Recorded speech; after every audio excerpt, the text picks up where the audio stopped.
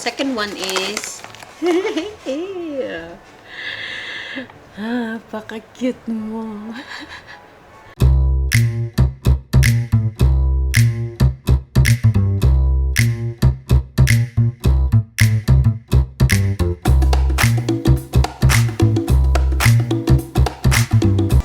Hello! I'm back. Siyempre, more budol, more gastos. Ang tagal kong hindi nakapag-post. Pero this 2026, magpo-post tayo madami. Umpisa natin sa budol ng January. Hirono Road Journal.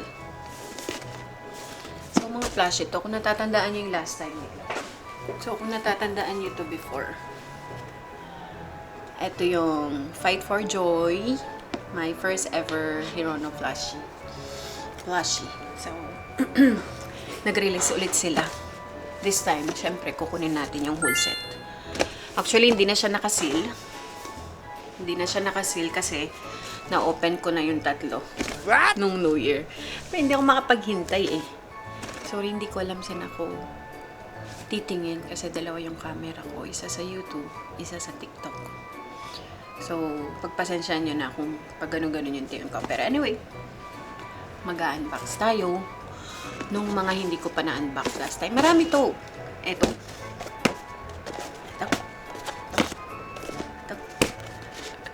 Ito. Kita nyo pa ba ako? Ito.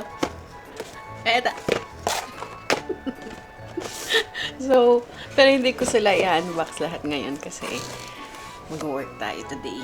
So, mabilisan lang. Dito tayo sa Hirono plushie. I-open ko muna yung na-open ko na ng New Year. Papakita ko sa inyo.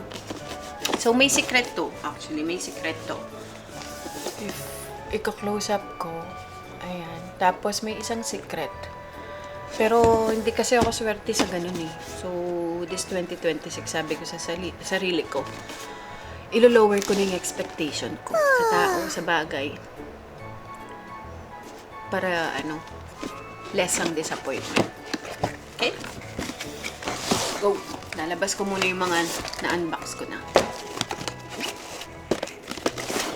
At ito yung tatlo na hindi ko pa na-open. So, let's see.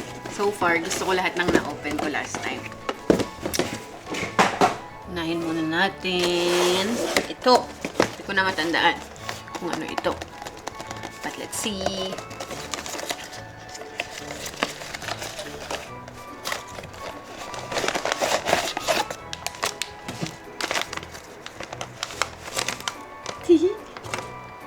So, eto si... Ang hirap niyang tingnan sa color kasi dahil iba siya sa real life at saka dito sa picture. So, may card. So, dun tayo sa card. Come! Come to mama! Eto si... City Dust Afloat. City Dust Afloat. Next. Ang cute niya. Alam niyo, gustong-gusto ko kasi yung mukha ni Hirono. Sobrang gustong-gusto ko siya. So, you cannot blame me. For sure, marami ding Hirono collector. Sa Pinas ko pa galing to. Sa Pinas ko pa siya nabili. So, yun ang first natin. Si City Dust Afloat. Yung second na nabuksan ko last time. Hindi ko na talaga matandaan. Anyway, nung New Year pa kasi yun. So, just imagine yung pagtitiis ko. Second one is... paka-cute mo. So, up close. Siya. So, ito naman si... Base na lang tayo sa card. Lost in the Night. Actually, ang ganda ng color niya. So, ang balak ko, every time lalabas ako, iba-iba yung flash ng bag ko. Why not, di ba? Wait lang, buksan natin yung window pa.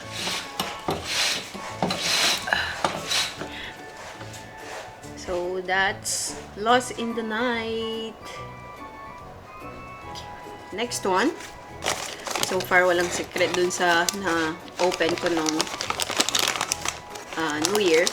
So, may isa pa ako na-open.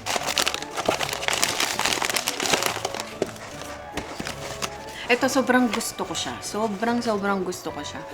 Bala kong kunin yung sling bag nito, pero hindi ko na siya nakuha. Pero, I will show you. So, ito alam ko ito si Frostfall. Pero, tignan natin. Ito, para siyang mocha. Sobrang cute. Nakita niyo ba? Nakikita niyo naman, di ba? Close up. So, ito si Frostfall. Isa siya sa favorite ko. So, meron din tong mga sling bag at saka yung ref magnet. Pero, hindi ko kinuha yung ganitong version. Anyway, one of my favorites. Eee! Alam nyo, kapag may nakita kayong mga trentahin na nagko-collect ng mga ganito, hayaan nyo na lang. Huwag na kayong mag-comment na sayang ang pera, sayang, hindi mo naman siya mapapakinabangan. Pera naman namin yun eh. Tsaka, growing up, hindi naman kami nag-spoil ng ganyan. Ngayon lang kami nagka-interest sa ganyan. So, hayaan nyo na. Just be happy for them. Kasi, for sure naman, they won't spend amount na hindi nila kaya para sa mga ganito. Tsaka, hindi lang sila laruan or hindi lang sila toy. Collectibles kasi sila. So, nakakatuwa. Masaya ako pag nakita ko sila, to be honest. Next time, papakita ko yung iba ko pang collection ng Hirono. So, eto na. The last 3 boxes na hindi ko pa na-open. So, let's see. I'm not expecting. Pero kung may secret. Aggressive unboxing. Gusto ko pag aggressive sinisira yung box. Hindi nga ako nagkikip ng box. Kasi, sa space.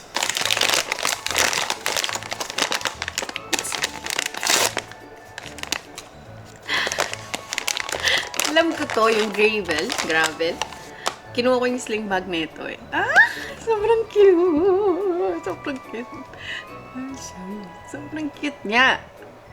Wait lang, hindi ko sure yung name niya. Saan yung card? Ito. Iniipon ko yung ganito ko, just in case kailanganin ko. Ito, gray gravel, I believe. Ito, diba? Sobrang cute. Aside dun sa Frostfall kanina, isa to sa gustong-gusto ko. So, later on, papakita ko sa inyo yung sling bag nito. So, this is gray gravel.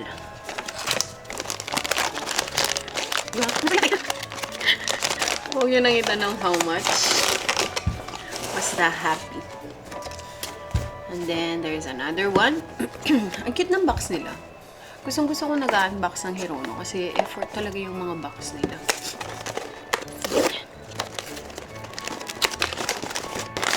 Ito.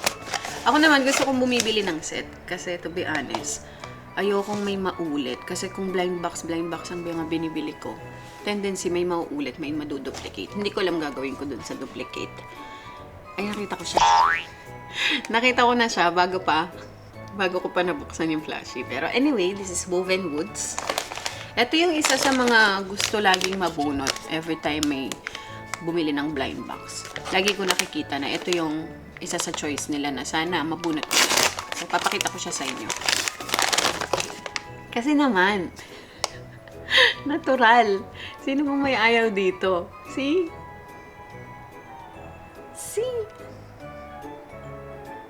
Aayawan nyo ba yan, guys?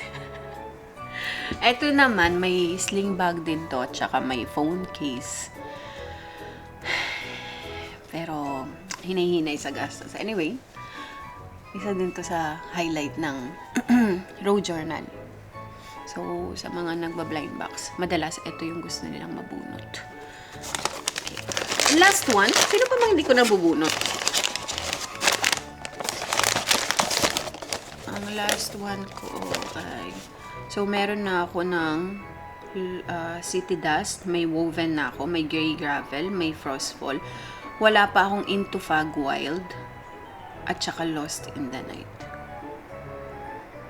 Huh? Hindi. Meron na akong... Wala pa akong Lost in the Night. Ata. Hindi ko na alam. Open ko na lang to. Malulubat ng isang mukha. Let's see. Na-record ba siya? Hopefully na-record. Nahulog yung card. Ito si ano. Ito si Into Fag Wild. Sobrang cute niya din.